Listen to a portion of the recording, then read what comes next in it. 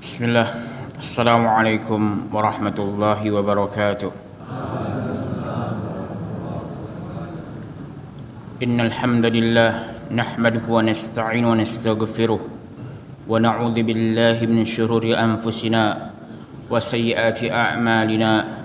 Man yahdihillahu fala mudilla lahu wa man yudlilhu fala hadiya lahu. Ashhadu an la ilaha illallah wahdahu la syarika lahu وأشهد أن محمدًا عبده ورسوله الذي لا نبي بعد أما بعد. قال الله تعالى في تنزيل الكريم بعد أعوذ بالله من الشيطان الرجيم يا أيها الذين آمنوا اتقوا الله حق تقاته ولا تموتن إلا وأنتم مسلمون. وقال أيضًا يا أيها الذين آمنوا اتقوا الله وقولوا قولا سديدا يصلح لكم أعمالكم ويغفر لكم ذنوبكم ومن يطع الله ورسوله فقد فاز فوزا عظيما. فإن أصدق الحديث كتاب الله وخير الهدى هدى النبي محمد صلى الله عليه وسلم وشر الأمور محدثاتها وكل محدثة بدعة وكل بدعة ضلالة وكل ضلالة في النار.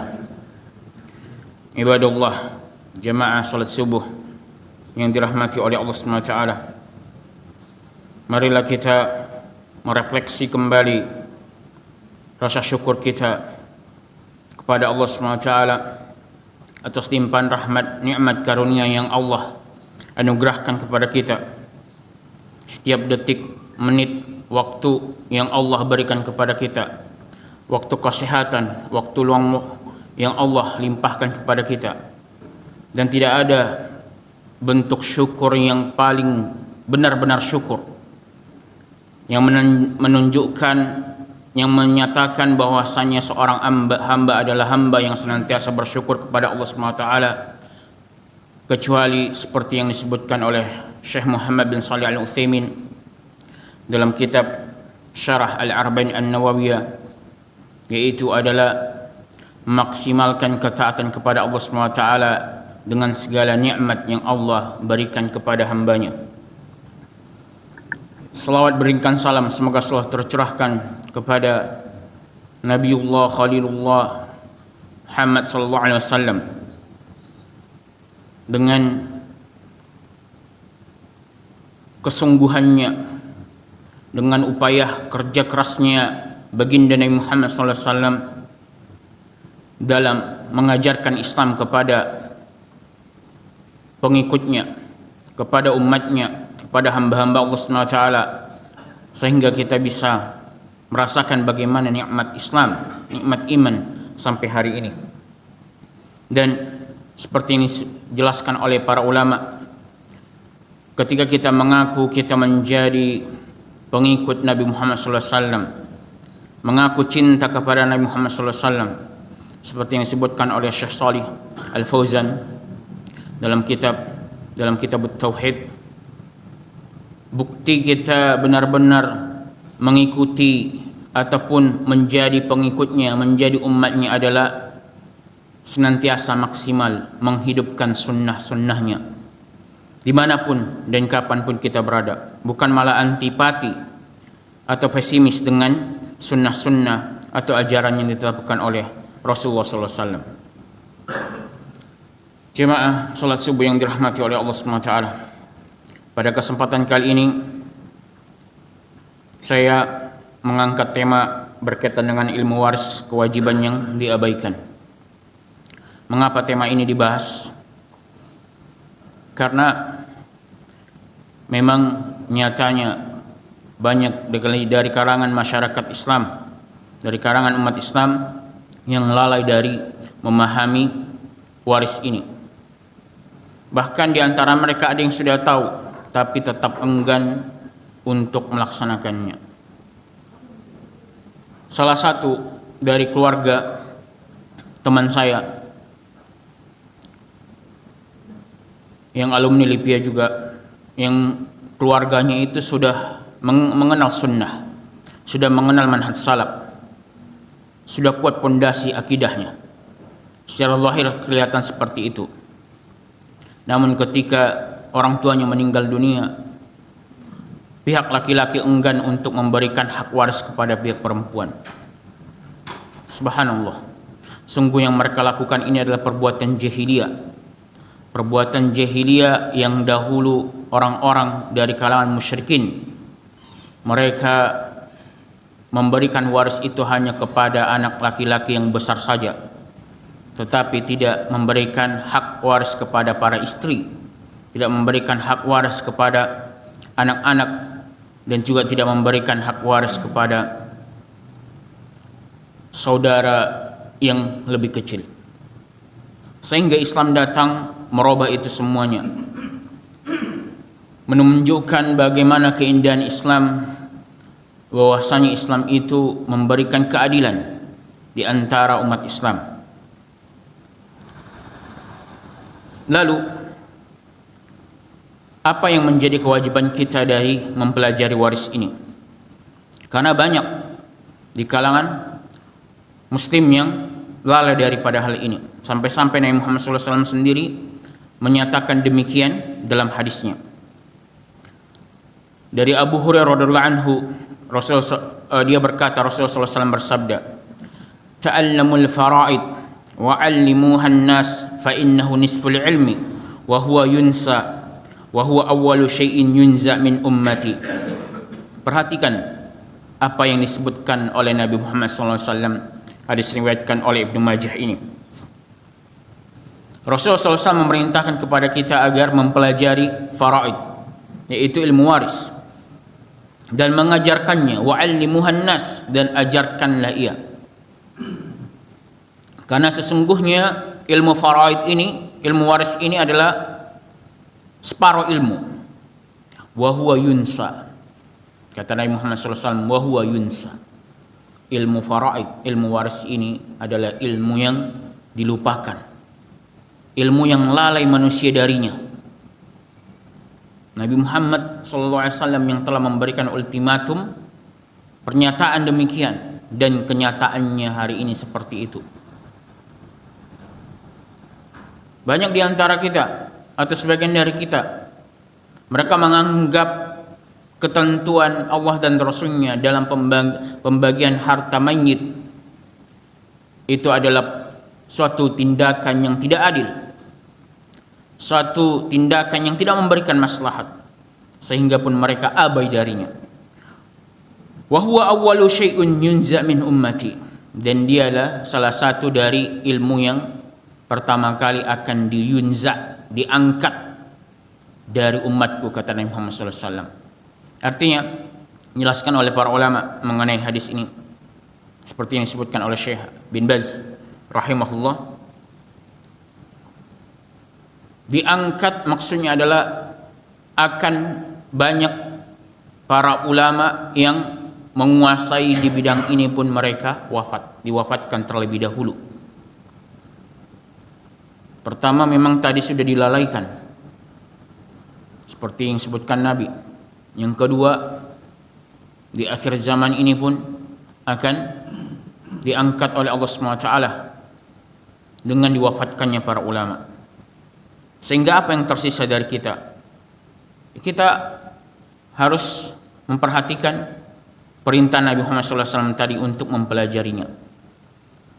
Karena jangan sampai kita termasuk dari orang yang lalai dari memahami faraid ini, memahami waris ini, seperti yang disebutkan Nabi Muhammad SAW dalam sabdanya tadi.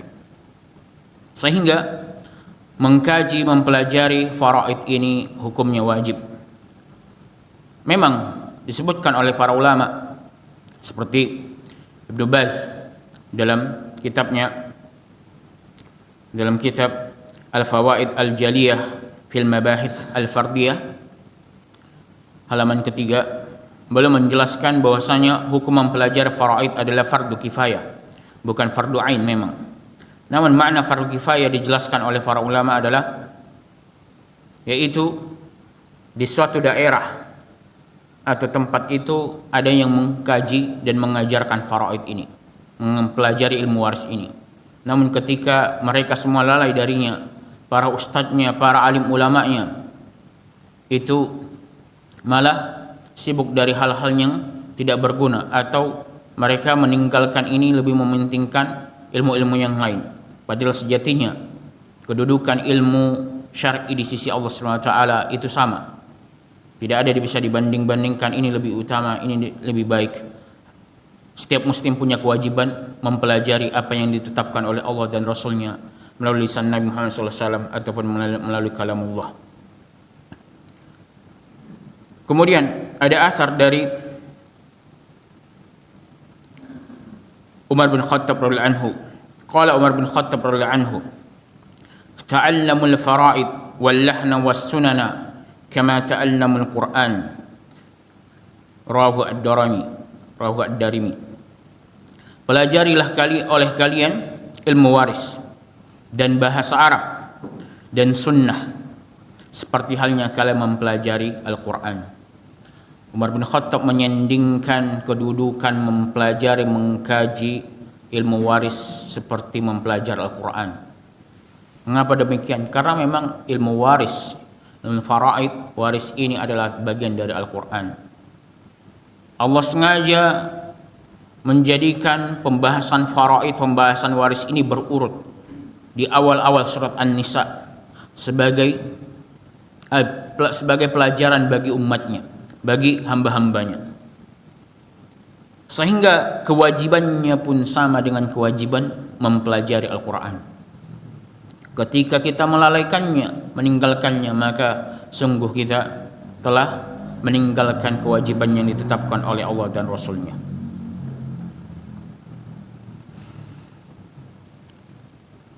Lalu kewajiban menunaikan pembagian waris berdasarkan ketentuan Allah dan Rasulnya, ini adalah kewajiban yang mutlak, sebagaimana Allah SWT berfirman dalam Quran surah An-Nisa ayat 7, "Lirrijali nasibum mimma tarakal walidani wal aqrabun walin nisa'i nasibum mimma tarakal walidani wal aqrabun mimma qalla minhu aw kathur nasiban mafruḍa." Bagi setiap laki-laki adalah bagian waris yang ditinggalkan oleh kedua orang tuanya atau ditinggalkan kerabatnya, dan juga bagi setiap perempuan ada hak waris yang ditinggalkan oleh orang tuanya, kedua orang tuanya, dan juga yang ditinggalkan oleh kerabatnya, baik itu harta waris yang ditinggalkan itu sedikit atau banyak. Sebutkan Allah SWT nasiban mafruḍa, bagian yang telah ditetapkan, bagian yang telah dihitungkan, ditetapkan kadarnya. Sehingga para ulama tafsir menjelaskan ayat ini seperti Ibnu Katsir, ayat ini menjelaskan wajibnya pembagian waris itu berdasarkan ketentuan yang ditetapkan, kadar yang ditetapkan oleh Rasulullah, oleh Allah SWT dan Rasulnya. Dan ayat ini juga membantah asbabun nuzulnya, sebab turun ayat ini adalah membantah ataupun menghapus kebiasaan orang-orang Arab Quraisy terdahulu, yang di awal kajian kita ini yang tadi saya sebutkan adalah mereka hanya memberikan waris, hak waris itu kepada kerabat-kerabat laki-laki yang besar saja. Mereka merupakan para istri, mereka merupakan anak-anak, mereka merupakan saudara-saudara perempuan dan ahli waris yang lain.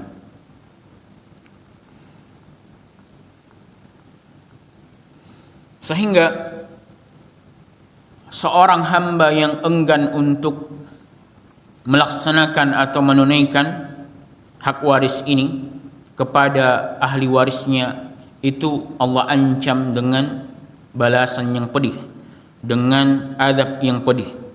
Sebagaimana dalam Quran surah An-Nisa ayat 13-14, Allah SWT berfirman, "Tilka hududullahi wa man yuti'illah wa rasulahu yudkhilhu jannatin tajri min tahtihal anhar khalidina fiha wa dhalikal fawzul 'azim. Wa man ya'sillah wa rasulahu wa yata'adda hududah yudkhilhu naran khalidan fiha wa lahu 'adzabun muhin." Itulah ketetapan batasan-batasan yang Allah tetapkan dalam pembagian waris. Sehingga barang siapa yang taat kepada ketentuan yang Allah tetapkan tadi, Allah SWT akan memasukkannya ke dalam surga, yang mana di dalam surga itu mengalir sungai-sungai dan ia akan kekal di dalamnya. Dan itu adalah kemenangan yang besar, yang agung baginya. Namun barang siapa yang enggan, durhaka, menentang, bahkan menganggap ketentuan Allah SWT terhadap pembagian waris ini adalah kesalahan, mereka tidak ridho dengan ketetapan Allah SWT ini, menganggap ini adalah ketetapan yang tidak adil, tidak sempurna, tidak memberikan maslahat. Apa kata Allah SWT? Yudkhilhu naran khalidan fiha. Allah SWT akan memasukkan mereka ke dalam api neraka dan mereka akan kekal di dalamnya, dan mereka akan mendapatkan azab yang pedih di dalamnya. Maka ketika kita melihat ada saudara kita yang masih seperti ini berpemahaman pembagian warisan Allah itu karena laki-laki lebih banyak daripada perempuan, hak warisannya itu adalah suatu kezaliman atau suatu ketidakadilan, maka kita penting menasihati mereka. Jangan sampai dikarenakan ketidaktahuan mereka atau dikarenakan kecongkahan jiwa mereka tidak mau memperhatikan kalamullah, firman-firman Allah SWT, mereka pun termasuk orang yang Allah ancam dengan siksanya berupa api neraka dan mereka terancam kekal di dalamnya. Kemudian setelah kita memahami perintah wajibnya mempelajari faraid ini dan wajibnya kita menunaikannya, maka apa halnya yang perlu kita pahami dari faraid ini agar kita memiliki ilmu atau memiliki bekal ya minimal untuk diri kita yang bisa kita aplikasikan untuk keluarga kita. Yang pertama adalah kita perhatikan hak-hak yang wajib dipenuhi ketika yang mewarisi meninggal. Ketika salah seorang meninggal dunia, ia meninggalkan ahli waris dan ia meninggalkan harta. Apakah harta itu langsung menjadi milik ahli waris? Tentunya tidak. Jika hartanya itu masuk nisab zakat dan telah masuk haul, maka wajib dikeluarkan zakatnya terlebih dahulu berdasarkan kesepakatan para ulama. Yang kedua, dari hartanya itu dikeluarkan untuk biaya penyelenggaraan jenazah mayit, agar ahli warisnya, keluarganya yang tinggalkan tidak terpaksa menghutang atau mencari-cari uang untuk menunaikan fardu kifayah terakhir buat keluarganya yang meninggal dunia. Kemudian apakah langsung dibagi? Tidak. Setelah itu dibayarkan utang-utang mayit jika ada hutang. Berdasarkan firman Allah SWT, min ba'di wasiyatin yusa biha aw dain. Ditunaikan warisan itu setelah dilaksanakan, dibayarkan hutang-hutangnya mayit, dan yang terakhir adalah ditunaikan wasiatnya mayit. Jika mayit berwasiat, maka setelah utang-utang dibayarkan dan masih ada sisanya, maka diambil sepertiga dari wasiat itu untuk dilaksanakan. Bisa jadi ada mayit yang berwasiat agar hartanya disedekahkan ke panti asuhan, ke pondok pesantren, atau untuk membangun masjid, atau untuk menyantuni anak-anak yatim, atau untuk amal-amal soleh yang lainnya, atau untuk wakaf dan lainnya. Tetapi Rasulullah SAW hanya membatasi wasiat ini tidak lebih dari sepertiga harta. Ketika utang itu telah dibayarkan dan ada sisanya, maka sisa yang dari setelah dibayarkan utang tadi diambil sepertiganya baru ditunaikan wasiatnya. Ketika ada dari kalangan ahli waris enggan untuk melaksanakan wasiat ini, maka mereka diancam oleh Allah SWT dengan azab juga, dengan dosa juga. Allah SWT berfirman, "Faman baddalahu ba'da ma sami'ahu fa innama itsmun 'alal ladzina yubaddilunah." Maka barang siapa yang merubah wasiat ini, maka dosa bagi mereka yang merubahnya. Makna merubah di sini adalah bisa jadi ia merubah alokasinya atau dia menghapuskannya, dia tidak menunaikan, dia tidak melaksanakan wasiat yang diberikan mayit kepada mereka ahli waris. Allah ancam mereka dengan dosa. Fa innahu itsmun 'alal ladzina yubaddiluna, maka bagi mereka dosa ya yang menggantinya atau merubahnya, atau mereka yang tidak menunaikannya. Bahkan kalau dirubah, misal ya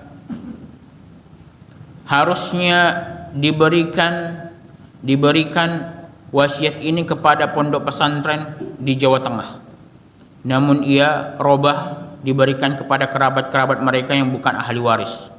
Nah, di sini para ulama berbeda pendapat. Ketika melihat maslahat yang lebih besar ternyata diberikan kepada kerabat-kerabat yang bukan ahli waris karena mereka fakir miskin, maka sebagian para ulama seperti Syekh Muhammad bin Shalih Al-Utsaimin itu membolehkan karena tetap dilaksanakan sepertiganya. Namun mayoritas para ulama seperti Ibnu Qudamah Al-Maqdisi dalam kitab Al-Mughni menjelaskan bahwasanya tidak boleh, karena harus disesuaikan atau dilaksanakan berdasarkan ketetapan yang disebutkan oleh mayit, berdasarkan firman Allah SWT yang tadi telah disebutkan. Sehingga yang lebih utama tetap melaksanakannya berdasarkan apa yang diperintahkan atau yang diwasiatkan oleh mayit. Namun ketika mayit mewasiatkan lebih daripada 1/3, maka ini menjadi gugur. Tetap 1/3 saja yang boleh ditunaikan wasiatnya. Atau mungkin ada yang seorang ayah, dia membuat wasiat notaris. Dia menetapkan untuk anaknya yang paling tua, anaknya yang pertama itu mendapatkan wasiat 1/3 sekaligus harta waris. Apakah ini boleh? Termasuk ini perbuatan yang dilarang oleh Rasulullah SAW. Sebagaimana Rasulullah SAW bersabda, la wasiyata liwarith. Tidak ada wasiat kepada ahli waris. Ahli waris tidak boleh mendapatkan wasiat, sehingga mereka hanya berhak mendapatkan harta warisan yang menjadi hak mereka masing-masing. Kemudian rukun waris. Rukun waris seperti halnya rukun salat, seperti rukun puasa, seperti rukun haji, seperti rukun umrah. Yang ketika ada di antara rukun itu tidak terlaksana, maka tidak bisa dilaksanakan pembagian warisnya. Ketika ada di antara rukun salat yang tidak terlaksana, maka salat itu bisa batal. Ketika seseorang sengaja meninggalkan salah satu rukun, semisal dia tidak tasyahud awal ketika sholat 4 rakaat, maka sholatnya batal. Namun ketika dia lupa, maka diperbolehkan dia untuk sujud sahwi. Lalu siapa saja rukun waris? Apa saja yang menjadi rukun waris yang disebutkan oleh para ulama? Yang pertama harus ada muwarith, yaitu mayit yang mewarisi. Sehingga dari sini kita bisa pahami harta warisan dari seorang ayah, seorang ibu tidak boleh dibagi ketika memang ayahnya itu atau ibunya itu masih hidup, karena dia belum menjadi mayit.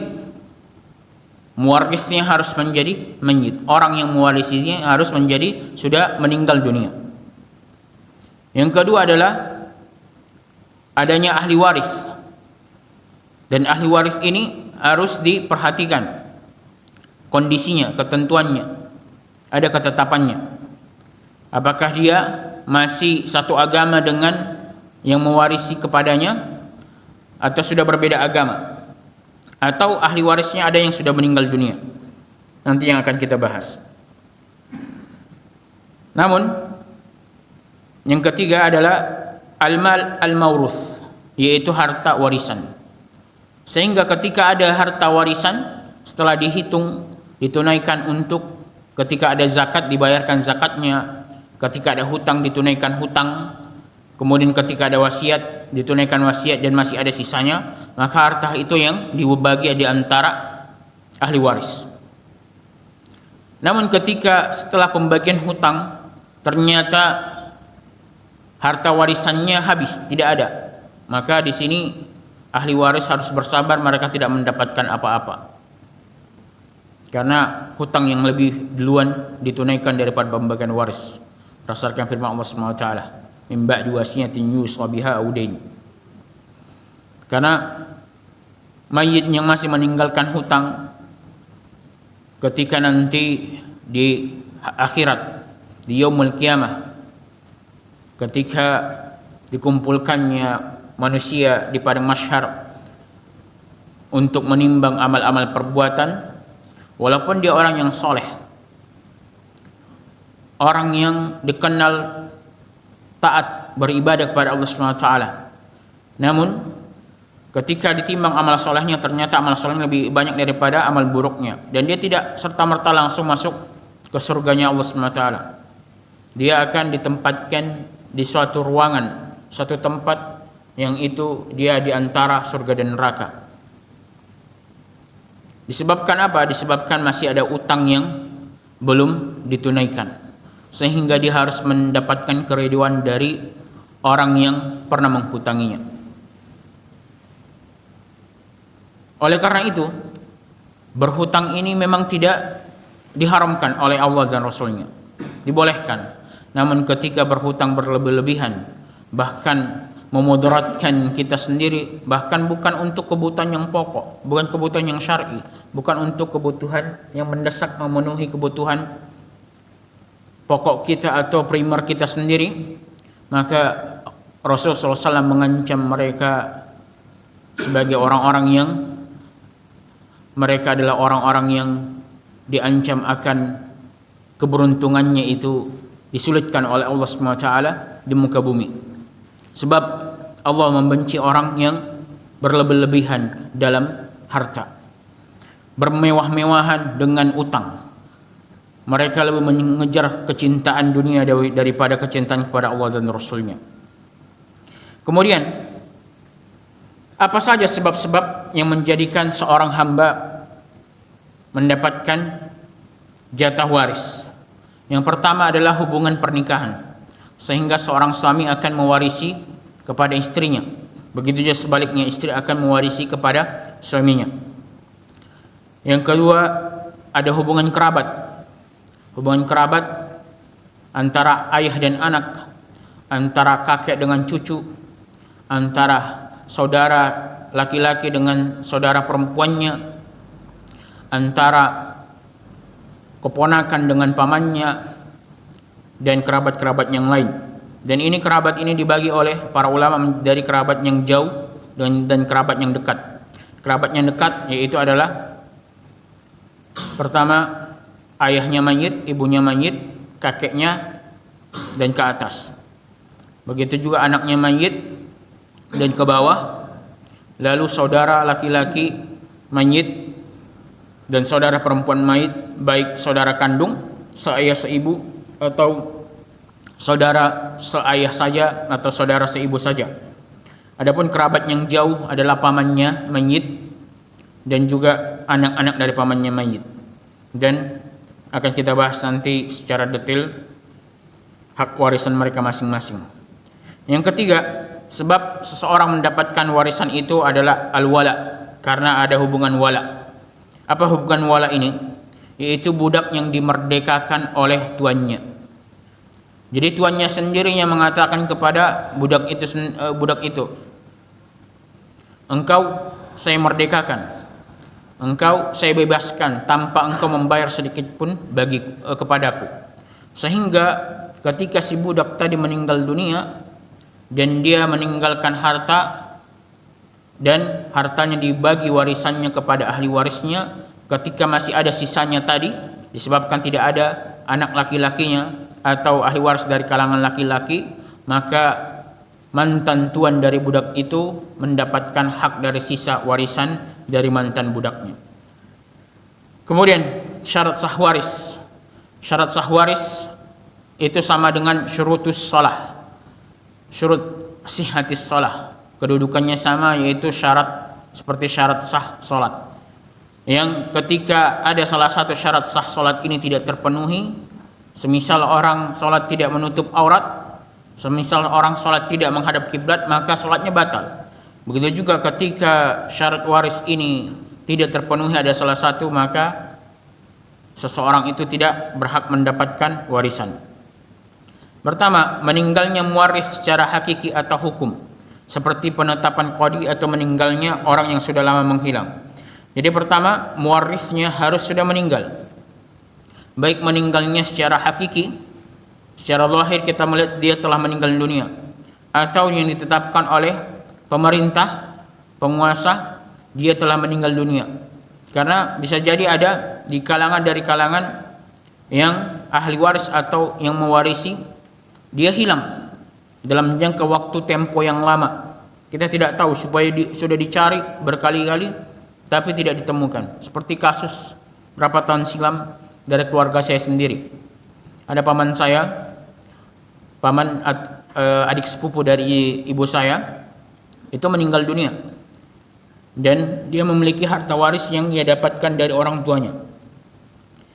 Dan dia tidak memiliki anak, tidak memiliki istri, tidak memiliki keturunan. Dan dia hanya memiliki satu orang saudara laki-laki, yaitu adiknya.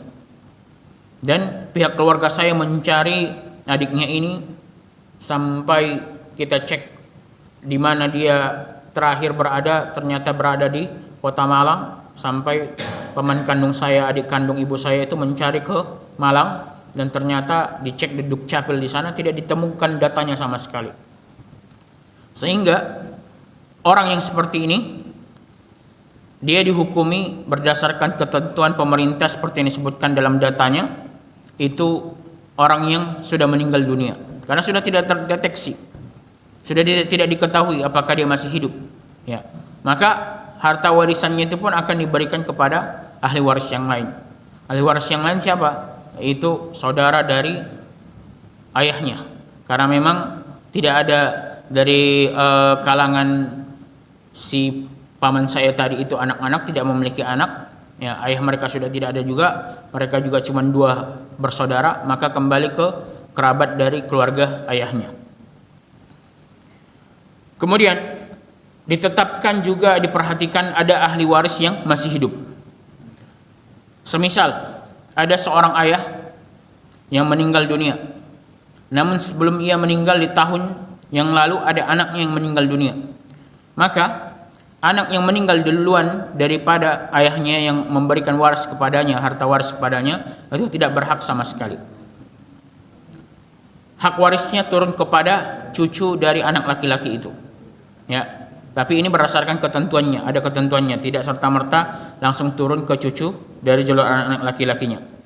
Begitu juga bayi dalam kandungan juga mendapatkan hak waris, walaupun ia belum lahir ke muka bumi, belum dilahirkan oleh ibunya, dia tetap mendapatkan hak waris dengan syarat usia kandungan sudah mencapai 120 hari. Karena pada waktu usia kandungan sudah mencapai 120 hari, maka seperti yang disebutkan dalam hadis riwayat Bukhari, saat itu Allah SWT telah menghembuskan roh kepada bayi dalam kandungan itu, janin yang ada dalam kandungan, sehingga dia sudah hidup, dia telah berdetak jantungnya, memiliki kehidupan, walaupun masih dalam keadaan dalam dunia rahim, maka dia termasuk mendapatkan hak waris. Kemudian tidak terhalang dari sebab-sebab mendapatkan waris. Syarat yang ketiga adalah tidak terhalang dari sebab-sebab mendapatkan harta waris. Apa hal yang menjadikan seseorang terhalang dari mendapatkan hak waris? Yang pertama adalah orang itu menjadi budak. Di zaman dahulu seseorang itu bisa menjadi budak dadakan. Bagaimana bisa? Yaitu ketika dia bangkrut, dia tidak memiliki harta benda untuk menafkahi dirinya lagi, kemudian dia menawarkan dirinya kepada orang kaya untuk membelinya, menjadikan dia budak, mempekerjakan dia dan diberikan nafkah, kebutuhan makanan, minuman, tempat tinggal kepadanya. Di zaman dahulu, di zaman Nabi Muhammad SAW seperti itu, ya. Namun hari ini tidak ada lagi orang seperti itu, karena memang sudah dihapuskan perbudakan. Yang kedua, membunuh muwaris. Bisa jadi ada seorang anak yang ingin cepat mendapatkan harta waris dari orang tuanya dan ia pun membunuh ayahnya, membunuh ibunya. Dan ini ada kasusnya di berita di beberapa tahun silam yang pernah saya baca beritanya. Seorang anak membunuh ibunya dan membunuh ayahnya agar dia segera mendapatkan harta dari peninggalan orang tuanya. Anak yang membunuh, orang yang membunuh, ahli waris yang membunuh si pewaris itu terhalang mendapatkan harta warisan. Walaupun asalnya dia berhak mendapatkan harta warisan, namun ia terhalang jadinya. Sebabkan apa? Disebabkan apa? Seperti yang disebutkan dalam kaidah fikih, istajala qabla hurnima istajala qabla aunihi. Dia terburu-buru sebelum dia berhak mendapatkan harta waris itu, sehingga uqiba biharmanihi, sehingga dia pun dihukum dengan diharamkan mendapatkan harta warisan itu. Walaupun secara asasnya, secara hukum asalnya dia adalah ahli waris, namun dikarenakan perbuatannya dia terhalang mendapatkan warisan. Kemudian yang ketiga adalah mereka yang murtad. Seorang anak atau seorang ayah yang murtad meninggalkan agama Islam ini pindah ke agama yang lain, maka dia tidak mendapatkan warisan dari kerabatnya. Anak tidak akan mewarisi ayahnya yang murtad, ayah tidak akan mewarisi anak yang murtad, karena sudah ada perbedaan agama. Sehingga dari sini kita bisa pahami bahwasanya ahli waris itu wajib adalah dari kalangan Islam, dari kalangan umat Islam, yaitu sesama agama Islam, yang mereka satu agama. Kemudian para ahli waris ditetapkan, disebutkan oleh para ulama seperti Imam An-Nawawi dalam kitab Minhajut Thalibin wa Umdatul Muftin. Ahli waris ini dibagi jumlahnya, laki-laki ada 10 orang, kemudian perempuan ada 7 orang. Yang laki-laki ada anak laki-laki, kemudian cucu dari anak laki-laki, kemudian ayah, kemudian kakek ke atas, ya. Dan ini kakeknya hanya kakek dari jalur ayah, artinya bapaknya ayah. Kakeknya mayit dari jalur ayahnya, sedangkan kakek dari jalur ibunya tidak termasuk dari ahli waris. Maksud dari kakek ke atas adalah ketika kakeknya lebih dari satu. Pertama, si mayit memiliki satu orang kakek dari ayahnya, yaitu bapaknya ayahnya sendiri. Ternyata buyutnya, kakek ayahnya si mayit itu sendiri masih hidup. Maka mereka berdua, kakek dan buyutnya ini sama-sama mendapatkan harta warisan. Dan bagian yang mereka dapatkan itu mereka istirak, yaitu mereka berserikat dari bagian itu. Misal ketika mereka dapat 1/6, maka 1/6 dibagi 2 di antara mereka. Ketika mereka dapat seluruh harta warisannya itu, maka seluruh harta warisan ini dibagi setengah-setengah di antara mereka. Kemudian saudara laki-laki. Saudara laki-laki dirincikan oleh para ulama. Yang pertama adalah saudara laki-laki kandung, yaitu yang seayah dan seibu dengan mayit. Yang kedua adalah saudara laki-laki seayah, karena bisa jadi mayit hanya punya hubungan kerabat dengan saudara laki-lakinya dari jalur ayahnya, bukan dari jalur ibunya. Dan yang terakhir adalah saudara laki-laki seibu. Sehingga dari sini, ya, urutannya adalah saudara laki-laki kandung yang pertama yang lebih berhak mendapatkan warisan, baru saudara laki-laki seayah, baru terakhir saudara laki-laki seibu. Lalu keponakan laki-laki dari saudara laki-laki kandung atau seayah. Keponakan laki-laki ini dari saudara laki-laki kandung hanya dibatasi dari saudara laki-laki kandung, yaitu seayah seibu, atau saudara laki-laki yang seayah saja. Sedangkan keponakan perempuan dari saudara laki-laki, baik itu saudara laki-laki kandung atau saudara laki-laki seayah, tidak termasuk dari ahli waris.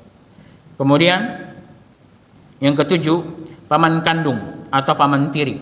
Paman kandung artinya adalah si paman ini dengan ayahnya mayit itu bapak dan ibunya sama. Ya. Semisal A itu si fulan itu sebagai mayit. Kemudian si fulan memiliki ayah B. Kemudian si fulan memiliki memiliki paman C. B dengan C ini itu ayah dan ibunya sama. Itu termasuk dari sehingga paman yang ini termasuk dari ahli waris. Atau paman yang dengan C dan B ini, misal pamannya C adalah pamannya ada C, kemudian ayahnya B, itu mereka hanya hubungan seayah saja. B dengan C ini mereka hubungan kerabat satu seayah saja tapi beda ibu. Itu paman tirinya mayit dikarenakan memang dengan jalur ayahnya itu saudaranya itu hanya seayah saja. Itu termasuk juga ahli waris. Adapun paman dari jalur ibu tidak termasuk dari kalangan ahli waris yang diwarisi oleh mayit.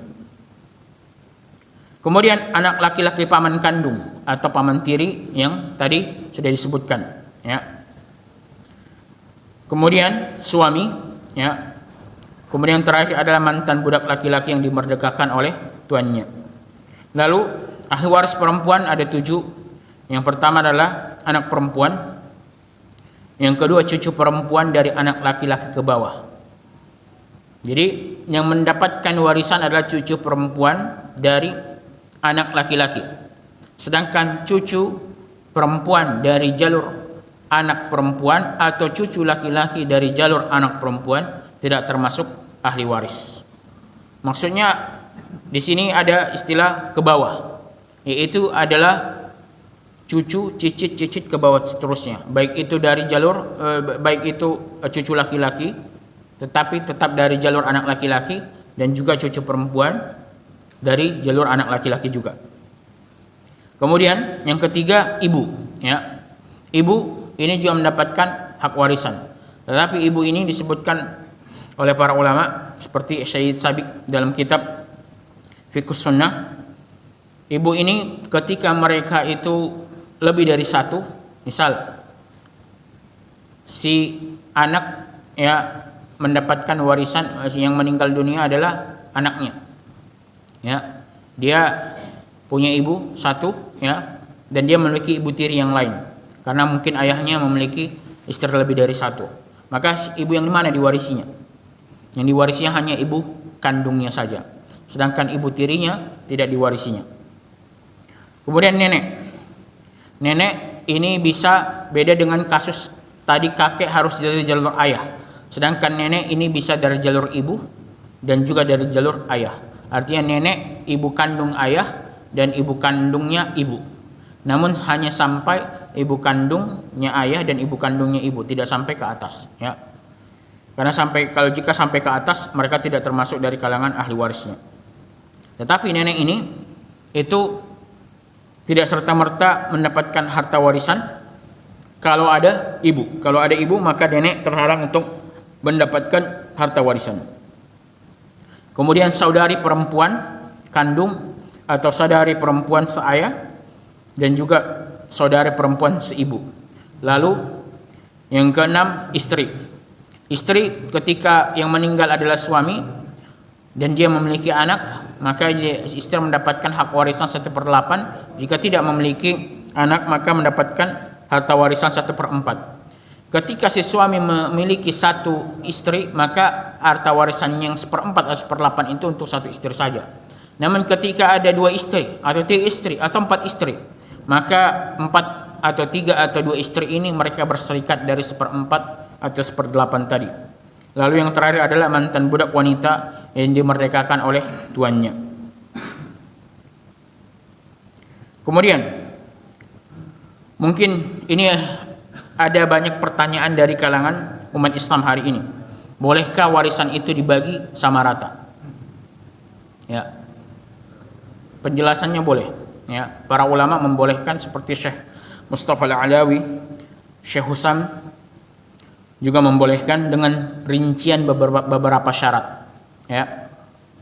Yang pertama adalah para ahli warisnya yang bersepakat untuk membagi harta warisan ini sama rata, atau si fulan lebih banyak padahal dia sebetulnya dapat lebih sedikit, Tapi dengan syarat ahli warisnya ini adalah ahli waris yang sudah balik. Pertama, ahli warisnya harus dari kalangan yang sudah balik, yang mereka ketika bermusyawarah, bersepakat, kemudian mereka sama-sama akil, yaitu orang-orang yang berakal. Ketika ada ahli waris yang tidak berakal karena gila dan dia tetap berhak mendapatkan warisan, tidak terhalang. Jadi orang yang ada gangguan mental, ada gangguan jiwa, itu tidak terhalang mendapatkan warisan. Karena yang menjadi terhalang orang yang mendapatkan warisan itu adalah pertama tadi karena dia menjadi budak, kemudian dia membunuh orang yang mewarisinya. Yang ketiga adalah dia murtad. Hanya yang tiga saja.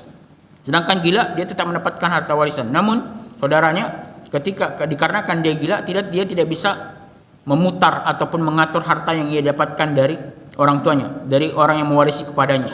Sehingga saudaranya membantu dia untuk mengelola harta itu. Bukan diambil paksa buat saudara yang lain, tidak. Ya. Yang kedua, ahli warisnya itu harus akil, berakal. Baru yang ketiga, kemudian yang ketiga adalah rasyid. Ahli waris yang rasyid maksudnya adalah mereka yang mampu mentransaksikan harta ini berdasarkan ketentuan Allah dan Rasulnya. Bukan yang mereka berpoyah-poyah dengan harta. Mereka berlaku israf atau tabdzir, ya. Tapi mereka mengerti memanage, mengatur harta ini sesuai dengan kadar yang ditetapkan oleh Allah dan Rasulnya, yaitu dilaksanakan atau ditransaksikan kepada hal-hal yang diridhoi Allah dan Rasulnya. Ketika para ahli waris yang tadi, yang balik akil, rasyid, ya, ini bersepakat untuk dibagi rata, maka tidak masalah selama tetap memenuhi syarat yang balik akil dan rasyid tadi. Namun ketika ada ahli warisnya masih dalam kandungan misal karena belum lahir atau masih anak-anak belum balik, ya, maka kesepakatan di antara mereka misal ada 5 orang, 1 orang masih bayi atau masih kecil dalam kandungan, maka kesempatan yang 4 orang ini batal, tidak sah karena adanya salah satu ahli warisnya yang tidak ikut bersepakat dalam keputusan itu. Yang kedua, sebutkan oleh para ulama ini, tidak ada unsur paksaan dari pihak manapun. Sehingga seorang abang tidak boleh memaksa adiknya harus mengikuti kemauan dia dalam pembagian waris. Seorang ayah tidak boleh memaksakan, ya, pembagian waris itu sesuai dengan keinginannya, tidak bisa. Ya, tidak boleh ada paksaan dari kalangan ahli waris. Jika ahli warisnya ridho, tidak ada paksaan, maka boleh. Namun keriduan ini bukan serta-merta ditanyakan antum rela nggak kita bagi rata, tidak. Tapi dipahamkan dulu, dia paham nggak pembagian waris ini berdasarkan ketentuan Allah dan Rasulnya bagaimana. Bisa jadi dia tidak paham, bisa jadi dia tidak mengetahui. Maka dijelaskan hak anda, hak antum sebagai anak laki-laki sekian, 2 bagian daripada anak perempuan. Anak perempuan 1 bagian daripada anak laki-laki. Ibu dapat sekian, istri dapat sekian. Ya. Setelah ditetapkan bagian mereka masing-masing, sehingga si anak laki-laki mengatakan, ya sudah, saya berikan hak saya buat ibu saya sebagian. Ya. Maka ini dibolehkan. Dan yang terakhir adalah mereka tidak boleh meyakini pembagian waris yang ditetapkan Allah dan Rasulnya adalah pembagian waris yang kurang atau tidak maksimal atau mengandung kecacatan, mengandung ketidakmaslahatan, mengandung ketidakadilan. Tapi mereka tidak meyakini bahwasanya pembagian waris yang ditetapkan oleh Allah dan Rasulnya adalah pembagian waris yang sempurna, yang memberikan maslahat. Namun, ya, karena di antara ahli waris ini melihat dia memiliki harta, mungkin bisa jadi anak yang pertama laki-laki dia memiliki harta kekayaan yang banyak, sedangkan ibunya itu tidak bekerja sehingga sulit akan mendapatkan nafkah nanti setelah ayahnya meninggal dunia, maka ia berikan hak warisnya lebih banyak kepada ibunya. Atau dia lihat adik perempuannya yang mungkin kekurangan harta, kekurangan nafkah, dia berikan haknya sebagian kepada saudari perempuannya. Dan ini dibolehkan, ya. Kemudian yang terakhir mungkin sebelum kita tutup dan masuk tanya jawab, wajibkah waris dibagikan langsung?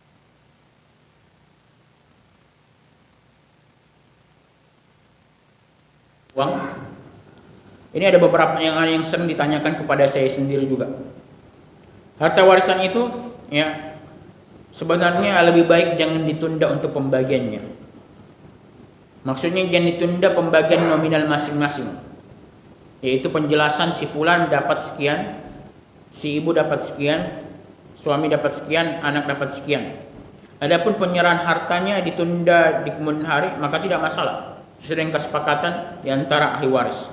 Namun pembagiannya ditunda dalam bentuk pembagian 1/2, 1/8 bagian masing-masing, itu lebih baik jangan ditunda karena dikhawatirkan mendatangkan mafsadat mudarat di kemudian hari, perselisihan di antara ahli waris. Dan juga pembagian waris ini tidak serta-merta harus dibagikan berdasarkan uang. Seperti salah satu fatwanya Syekh bin Baz rahimahullah, beliau ditanyakan dalam majelisnya, apakah harta warisan itu harus dibagikan dalam bentuk nominal uang? Semisal mayit meninggalkan warisan berupa tanah, bangunan, hotel, rumah, atau bahkan perusahaan, maka Syekh bin Baz rahimahullah menjelaskan tidak serta-merta. Itu sesuai dengan kesepakatan di antara ahli waris. Bisa jadi mereka bersepakat ya. Misal harta warisan yang ditinggalkan mayit itu adalah suatu perusahaan, mereka bersepakat untuk membagi sahamnya masing-masing. Sehingga mereka tetap bisa mendapatkan keuntungan di kemudian hari dari perusahaan itu. Atau yang ditinggalkan mayit rumah, maka mereka bersepakat rumahnya ini karena rumahnya besar, mereka ada 5 orang dari ahli warisnya, ya. Mereka bersepakat karena ada 5 kamar, ya udah kita ambil satu kamarnya, kita tinggal di rumah yang sama, itu tidak masalah. Atau rumahnya disewakan, kemudian hasil dari penyewaan dari rumah itu dibagi berdasarkan porsi bagian dari ahli waris masing-masing, dan ini dibolehkan oleh para ulama. Ya. Adapun untuk rincian pembagian hak waris dari ahli waris semuanya mungkin akan kita bahas di pertemuan berikutnya insyaallah. Dan siapa saja yang berhak mendapatkan warisan dan siapa saja yang dalam kondisi tertentu bisa mendapatkan warisan dan bisa tidak, akan kita bahas di pertemuan selanjutnya insyaallah. Barakallahu fikum. Ya, silakan jika ada pertanyaan. Ya, silakan, Pak.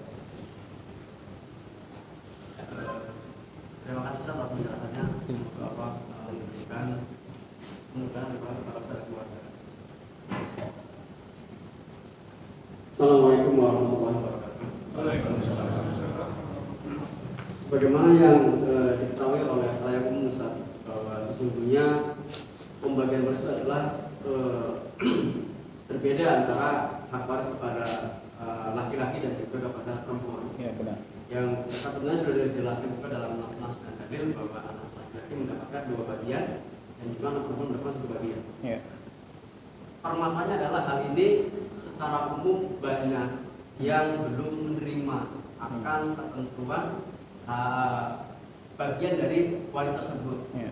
Di mana pada umumnya adalah ini dibagi secara rata. Ya. Kemudian melihat hal ini menjadi satu hal yang akan muncul polemik. Ya. Sehingga ada orang tua yang beliau itu masih hidup, kemudian membagi-bagi hal tersebut ketika beliau masih hidup gitu, Yeah. Jadi bagian si anak itu sekian dengan tujuan ketika ada bapaknya maka akan terasa adil atau akan terasa lebih istilahnya itu pasti mereka akan menerima dengan ketentuan yang diberikan oleh kewenangan oleh si bapaknya itu. Yeah. Sampai hal tersebut juga habis terbagi semua kepada anak-anaknya gitu, dan diterima oleh anaknya tanpa ada perdebatan dan tanpa ada istilah itu polemik gitu. Yeah. Sampai akhirnya si orang tua tersebut meninggal dan hal tersebut sudah terbagikan semua berdasarkan ketentuan yang pada saat beliau hidup. Apakah hal ini diperbolehkan Ustaz dalam syarat demikian? Jazakallahu khairan. Wassalamualaikum warahmatullahi wabarakatuh. Waalaikumsalam warahmatullahi wabarakatuh. Ya. Pertama, harta warisan itu disebut sebagai warisan ketika memang pewaris itu telah meninggal dunia lalu dibagikan. Namun memang kenyataannya di lapangan, di masyarakat kita lihat ada orang tua yang membagi warisan sebelum dia meninggal dunia untuk menghindarkan polemik atau pertikaian yang disebutkan oleh Pak Satori tadi. Pertanyaannya, apakah yang dibolehkan? Di sini dirincikan oleh para ulama, seperti Syekh Abdul Aziz bin Baz rahimahullah merincikan dalam fatwanya, dalam majmu' fatwanya, jika pembagiannya itu berdasarkan hanya pembagian nominal angka warisnya saja, bukan pembagian hartanya, misal dibuat dia surat notaris atau surat yang diakui secara legal hukum, ya, dia memiliki, kalau si ayah ini meninggal dunia, dia meninggalkan istrinya dan dia memiliki 3 anak, 1 anak laki-laki, 2 anak perempuan semisal, maka dia dibuatnya dokumen resmi yang tidak bisa ditentang sama sekali karena dinotariskan. Dibawa ke pengadilan pun kalau ada dokumen notaris ini ya tidak bisa ditentang, ya. Ditetapkan si ayah ini bagian ibunya sesuai dengan 1/6 karena ada anak. Kemudian anak laki-laki dapat 2 bagian walaupun dia sendiri, kemudian anak perempuan karena mereka berdua dapat 2/3, ya. Mereka berserikat yang dengan 2/3 itu. Jika pembagiannya hanya seperti ini, bukan diserahkan hartanya masing-masing, ini dibolehkan oleh para ulama, dan juga ini yang dinukil oleh Syekh bin Baz dalam fatwanya dari Ibnu Hajar Al-Asqalani dalam kitab Fathul Bari, ya. Tetapi ketika hartanya itu dibagi langsung, bukan berbentuk nominal, bukan berbentuk bagiannya, tapi langsung hartanya yang dibagikan kepada si fulan, anak laki-laki 2 bagian, kepada istrinya 1/6, kepada istrinya, kepada istrinya itu 1/8, kepada ibunya kalau ada ibunya 1/6 karena ada anak, ya. Kemudian kepada anak perempuan itu karena 2 orang tadi 2/3, ya. Maka di sini, ya, para ulama menganggap ini tidak diperbolehkan, diharamkan, ya. Dan ketika si ayah menganggap ini adalah pembagian waris, maka pembagian warisnya pun batal saat itu juga, karena dia fasid, karena dia mengandung kerusakan. Sehingga untuk tetap mendapatkan maslahat dan menghindarkan polemik, menghindarkan konflik di kemudian hari ketika mayit meninggal dunia, ya caranya yang pertama saja, yaitu dibuatkan dokumennya, dokumen notaris, ya. Walaupun ada si abang ingin menggugat atau si adik ingin menggugat, dia tidak akan menang. Kenapa? Karena dokumen notaris yang ditetapkan pembagian waris ini pun sudah mengikuti undang-undang negara. Jadi Mahkamah Agung dari pemerintah kita itu memperhatikan hal ini juga, sehingga mereka menerbitkan aturan pemerintah berkaitan dengan ini yang dibukukan dalam kompilasi hukum Islam terhadap berkaitan dengan warisan. Ini sudah ditetapkan berapa bagian untuk istri, berapa bagian untuk ibu, berapa bagian untuk anak laki-laki atau perempuan, tetapkan bagiannya. Sehingga ketika ada pun yang menuntut, ya, tidak sah menganggap surat ini, dokumen resmi ini yang sudah dinotariskan ini, itu dituntut di pengadilan, dia tidak akan menang. Dia tidak akan bisa mendapatkan apa yang ia kejar. Pertama, dia habis harta, ya, karena akan mengeluarkan duit untuk di pengadilan. Yang kedua, dia habis waktu. Yang ketiga, dia bikin dosa lagi. Subhanallah. Sungguh celaka manusia yang seperti itu. Dia berusaha mengejar kesenangan dunia, ya, dan mengejarnya itu bahkan mengeluarkan harta juga, ya. Dan akhirnya pun tidak menang juga, tidak akan mendapatkan keberhasilan sesuai yang ia inginkan, karena negara sudah mengaturnya. Ini kebaikan salah satu ketentuan, ya, yang diperhatikan negara agar tidak terjadi polemik yang ada seperti ini, ya. Coba, ya. Assalamualaikum warahmatullahi wabarakatuh. Setelah atas ilmunya Pak Ustaz, tadi bahwa kewajiban kita seorang muslim untuk menuntut ilmu, termasuk ilmu terkait dengan hal ini. Begini Pak Ustaz, memang benar terkait dengan hal ini sangat penting sekali bagi kita, ya, karena ini terjadi di lingkungan masyarakat. Ya, betul. Sehingga kita ketika ada suatu permasalahan di dalam rumah tangga. Ada salah satu yang meninggal, misalnya di keluarga kita ada yang meninggal, sehingga kita berpikir siapa sih yang berhak untuk mendapatkan waris, terus bagaimana pembagian itu. Terkadang permasalahan itu menjadi timbul permasalahan karena pembagiannya ada yang merasa tidak adil, sehingga terjadi konflik di dalam rumah tangga. Hubungan dalam rumah tangga menjadi renggang. Bahkan terakhir itu menjadi konflik saling gugat di pengadilan, ya. Dan alhamdulillah Ustadz hadir di sini pencerahan kepada kita semua di sini terkait dengan paruh ini. Yang permintaan kami di sini mungkin salah satu saya dari di sini jamaah ya ingin pencerahan yang serinci-rincinya dari Pak Ustadz untuk ilmu kita semuanya di sini. Mungkin tadi Pak Ustadz menyampaikan bahwa ini pembagian waris ini dapat dibagikan terhadap anak, terhadap cucu, terus ada lagi derajat yang di atasnya lagi, paman, bibi, kakek, segala macam. Jujur aja mungkin di sini para jamaah kurang begitu begitu paham tuh langsung. Mungkin lebih nextnya atau mungkin Ustadz bisa ini digambarkan di dalam papan tulis sehingga kita bisa memahami step by step, ya kan? Ini derajat anak, ya kan? Derajat yang pertama, terus derajat yang keduanya bagaimana kan? Apakah yang ke bawah atau ke atasnya? Kalau ke bawahnya mungkin anak, ya kan? Atau cucu, ke bawahnya lagi cicit lah, atau ke atasnya lagi paman, ya. Sehingga kita semua tergambar, gitu, Pak Ustadz. Izin itu mungkin permohonannya bisa mungkin hari ini atau next ya. Karena ini permasalahan paruh ini masih panjang. Ya. Itu mungkin permintaan yang utama Pak Ustadz, ya kan, untuk nanti next digambarkan dalam bentuk bagan sehingga kita semua memahami mana siapa aja sih yang berhak, ya kan, terkait dengan warisan. Dan yang kedua, dan ini mungkin langsung yang praktisnya begini Pak Ustadz, terkait dengan paroid di dalam masyarakat ini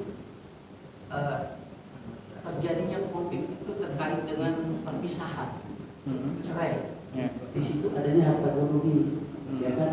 Nah, mohon pencerahannya bagaimana ketika pembagian ada harta gono ini, misalnya si A dengan si B bercerai, si A menikah lagi dengan si A dengan si B ini mempunyai harta, rumah, mobil, motor, punya perusahaan, saham dan lain-lain. Setelah itu dia bercerai, A dengan dia bercerai, A menikah dengan si C, si B menikah, si perempuannya menikah dengan si C, sehingga di situ terjadi konflik tuh, ya kan? Apalagi misalnya dari setelah perceraian terus pernikahan kedua mempunyai anak lagi. Kalau anaknya mungkin satu mungkin sepela, kalau anaknya dari pernikahan yang kedua banyak, ada 7, ada makin banyak kan, makin konflik makin rumit kan gitu. Nah, pertanyaan saya adalah bagaimana cara pembagiannya terkait dengan paroid yang harta gono gini, itu demikian Ustaz. Ya, lumayan panjang ya. Ya, adapun untuk perincian pembagian waris, ya misal ayah itu dapat berapa bagian, kapan dia mendapatkan 1/6, kapan dapat sisa, kapan dapat 1/6 dan sekaligus sisa, kapan ibu hanya dapat 1/3, kemudian dapat 1/6 dan lain-lain semuanya. Ini sebenarnya kalau di majelis-majelis lain, ya itu saya jelaskan pakai papan tulis memang, ya, karena memang saya perdana juga di sini. Ya, walaupun memang saya lama tinggal di sini sekitar 2022 sampai 2023, ya. Tapi saya sudah tidak tinggal di sini. Ya. Waktu saya tinggal di sini, ya saya masih jadi jamaah biasa seperti bapak juga di sini. Ya. Ya. Ya mungkin kalau memang DKM mengizinkan untuk kita perdalami materi ini, ya saya sendiri bersedia insya Allah karena memberikan maslahat yang banyak untuk umat. Karena memang sangat sedikit ya dari kalangan para asatidzah hari ini juga yang memperhatikan hal-hal demikian, hal-hal yang berkaitan dengan harta waris ini, memahamkan umat berkaitan dengan ini agar ya mereka tahu, ya mereka memahami bagaimana maslahat yang ditetapkan Allah dan Rasulnya. Ketika seorang hamba itu berilmu dan ia jujur dengan ilmunya, maka ia pun akan mengikuti ketentuan Allah dan Rasulnya. Namun ketika terkadang seseorang itu bukan enggan mengikuti ketentuan Allah dan Rasulnya, tapi dikarenakan kejahilannya, ketidaktahuannya, ketidakpahamannya, sehingga ketika ilmu sudah masuk ke dalam hatinya, nur cahaya telah masuk dalam hatinya, bisa jadi ia menerimanya. Namun ketika mereka telah diberikan ilmu hidayah oleh Allah SWT, tapi tetap enggan mempraktekkan apa yang ditetapkan Allah dan Rasulnya, maka mereka adalah orang-orang yang menolak kebenaran. Mereka adalah al-mutakabbirin, orang-orang yang sombong. Siapa yang sombong ini disebutkan oleh Rasulullah SAW ketika ditanya para sahabat, man huwa mutakabbir? Siapa mereka yang sombong? Kemudian Rasulullah SAW pun menyebutkan mereka adalah batarul haq wa ghamtun nas. Mereka adalah yang ketika disampaikan kebenaran kepadanya, dia pun tetap menentangnya. Hatinya tetap tidak terima. Wa ghamtun nas, bahkan meremehkan orang yang memberikan nasihat kepadanya. Kemudian pertanyaan kedua dari Bapak siapa? Yogi. Pak Yogi ya. Ya, Pak Yogi bertanya tentang harta gonogini, harta antara suami dan istri. Semisal tadi jika bercerai, ya bercerai ini talak ya. Ini ada ketentuannya disebutkan oleh para ulama. Seperti yang disebutkan oleh Syekh Sayyid Sabiq dalam kitab Fiqh Sunnah.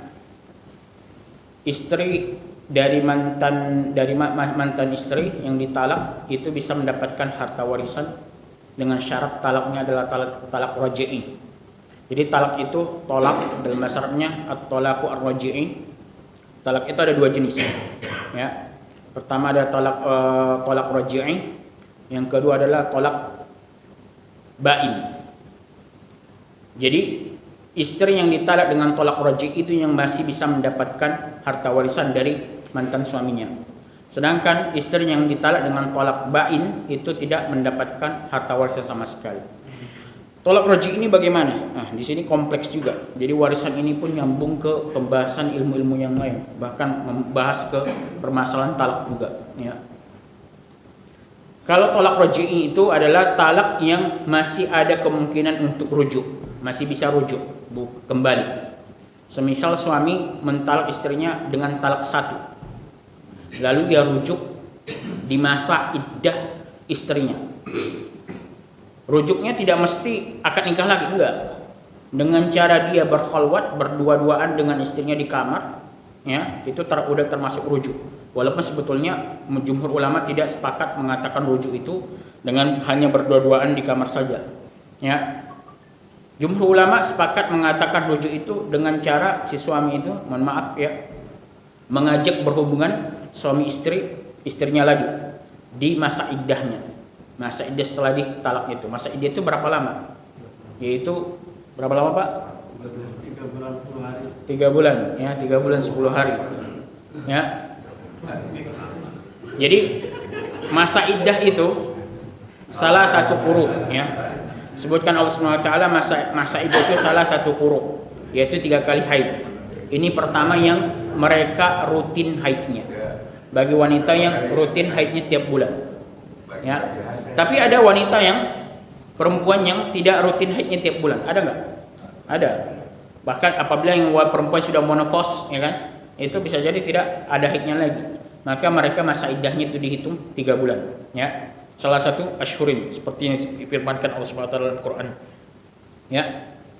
Jadi dihitungannya 3 kali haid atau yaitu 3 bulan, ya.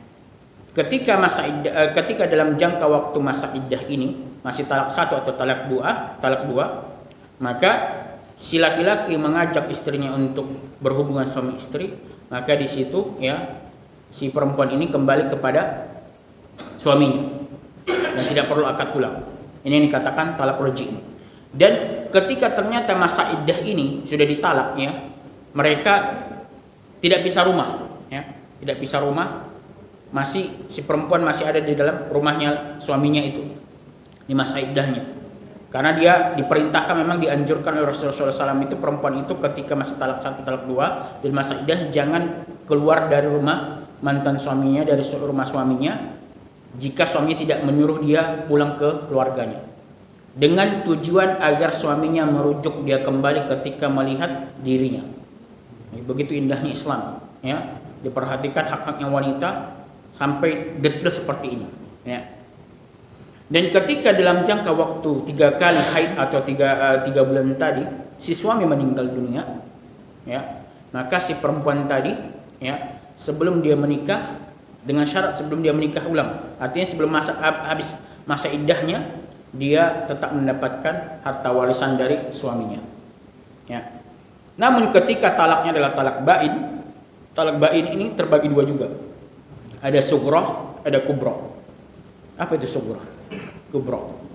Talak bain sughra ini adalah talak bain sughra adalah talak yang ketika dijatuhkan oleh suami talak 1 atau talak 2, tetapi si suami ini tidak merujuk istrinya setelah sampai habis masa iddahnya. Maka di sini para ulama sepakat dia tidak mendapatkan harta warisan karena sudah habis masa iddahnya, ya. Atau si suami telah mentalak si istrinya dengan talak 3, ya. Maka di sini juga dia termasuk, kalau dia talak kubro ini adalah langsung talak 3 jatuh kepada si istrinya, baik itu secara berurut 1, 2, 3 atau langsung sebutkan talak 3.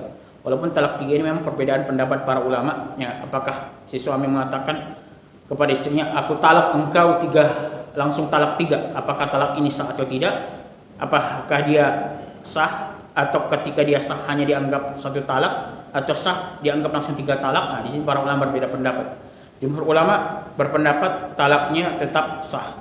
Sedangkan minoritas para ulama seperti Ibnu Taimiyah rahimahullah, Syekhul Islam Ibnu Taimiyah menganggap talak 3 itu tidak sah. Ketika pun dianggap sah, itu jatuhnya hanya sebagai talak 1. Ala kulli hal, ini perbedaan pendapat di kalangan para ulama, ya.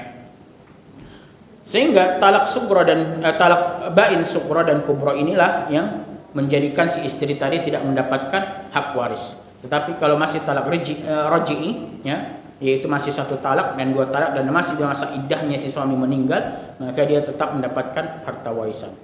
Lalu harta warisan yang dibagi yang mana? Yaitu harta warisan yang ditinggalkan oleh suaminya saja. Kalau si istri punya harta dan itu hak milik dia sendiri, semisal si suami semasa hidupnya memberikan perhiasan kepada istrinya, atau memberikan kepemilikan saham di perusahaan A yang dimiliki suaminya, maka harta ini tetap milik hak istrinya, tidak termasuk yang dibagi. Yang dibagi itu hanya harta dari suaminya saja.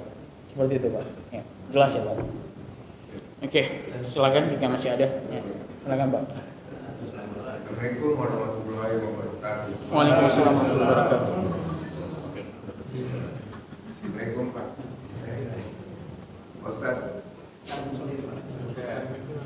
Ustaz, kalau berkaitan dengan adat bagaimana, Pak Ustaz? Karena dalam hal ini itu sangat tidak adil kalau saya lihat. Kalau berkaitan, karena Indonesia itu kan adatnya beda-beda, lebih dominan ke adat, apalagi kita prinsipnya Sumatera. Nah, terus saya setuju dengan Pak Yogi itu untuk lebih detail lagi, karena saya lihat ini semuanya tidak ada dosanya. Kalau maksiat itu dosanya 40 hari, ya. Tapi masuk neraka langsung. Iya, betul. Lebih bahaya lagi, ya. Demikian, terima kasih. Assalamualaikum warahmatullahi wabarakatuh. Berkaitan dengan adat, ini jika adatnya itu tidak menyelisih ketentuan Allah dan Rasulnya, maka adatnya itu dibolehkan. Sehingga ada kaidah fikih, al-'adatu muhakkamah. Adat istiadat itu bisa menjadi hukum, ya, illam tukhalifu ad-dalil asy-syar'i. selama tidak menyelisihi dalil syar'i. Ya.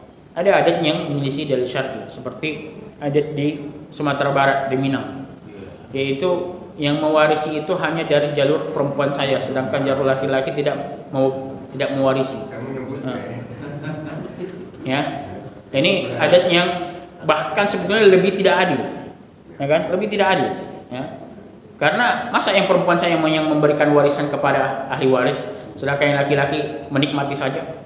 Ini lebih tidak adil, ya. Oke. Kalau kita bicara adil atau tidak adil, memang ada adat yang memberikan maslahat sehingga Islam tidak menutup mata dari itu, diambil. Ya. Ada adat yang justru tidak memberikan maslahat, bahkan memberikan kezaliman, seperti yang tadi seperempuan saja yang mewarisi, sedangkan laki-laki tidak berhak mewarisi, ya, walaupun dia punya harta. Nah, maka ini adat yang tidak memberikan maslahat.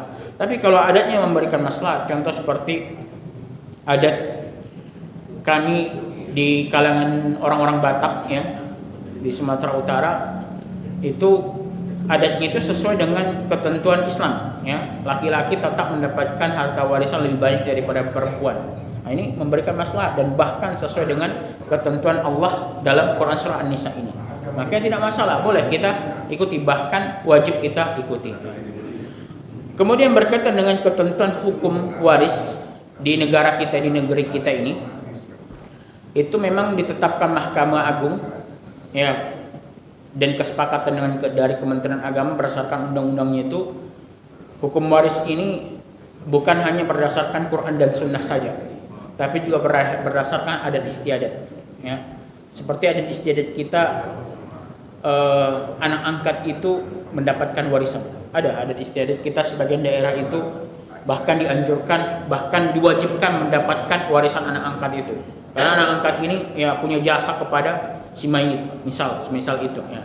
Dan ini di KHI, kompilasi hukum Islam, ditetapkan. Maka ditetapkan bagian anak angkat ini dapat sepertiga, dikiaskan kepada wasiat, walaupun si mayit tidak ada berwasiat sama sekali. Dan ini termasuk ketetapan yang keliru, ya. Karena wasiat itu wajib dilaksanakan ketika memang ada perintah dari mayit. Jika tidak ada perintah dari mayit, ya, maka tidak wajib dilaksanakan, maka tidak perlu dibuat-buat, ya. Kecuali memang ada sebagian dari ahli warisnya itu ingin bersedekah dari hartanya, maka tidak masalah, ya. Seperti itu, Pak. Terima kasih, Pak Ustaz. Ya, sama-sama. Assalamualaikum. Satu lagi nih, Pak Ustaz. Sudah dicukupkan. Nanti next time kita Insya Allah, ya, kita lanjutkan di pertemuan berikutnya, ya. Kita tutup dengan doa kafaratul majelis. Subhanallah bihamdika asyhadu an la ilaha illa anta astaghfiruka wa atubu ilaik. Wassalamualaikum warahmatullahi wabarakatuh.